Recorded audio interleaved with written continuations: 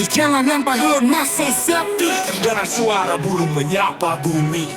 langit biru menanti mentari, Menceritakan kisah dari masa silam. Ada cerita di balik setiap sudut kota, jejak langkah para pendahulu kita.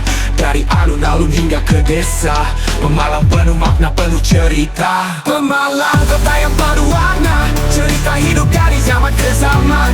Dari pasar hingga ke Bukit Selamat, semua menyimpan kenangan yang tak terlupakan. Pemalang dalam hatiku selalu, setiap cerita membangun harapan baru. Di sini kami tumbuh dan bermimpi, Pemalang selalu di hati.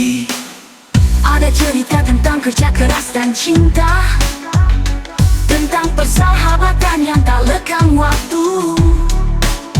Dari kedai kopi hingga warung sate, Pemalang selalu punya cerita untuk diceritakan.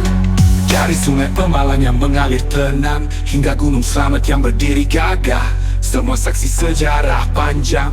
Pemalang tempat kami berpijak. Pemalang kota yang berwarna, cerita hidup dari zaman ke zaman. Dari pasar hingga ke Bukit Selamat, semua menyimpan kenangan yang tak terlupakan. Pemalang dalam hatiku selalu, setiap cerita membangun harapan baru. Di sini kami tumbuh dan bermimpi, Pemalang selalu di hati. Pemalang, kota yang penuh warna, cerita hidup dari zaman ke zaman. Dari pasar hingga ke Bukit Selamat, semua menyimpan kenangan yang tak terlupakan. Pemalang dalam hatiku selalu, setiap cerita membangun harapan baru. Di sini kami tumbuh dan bermimpi,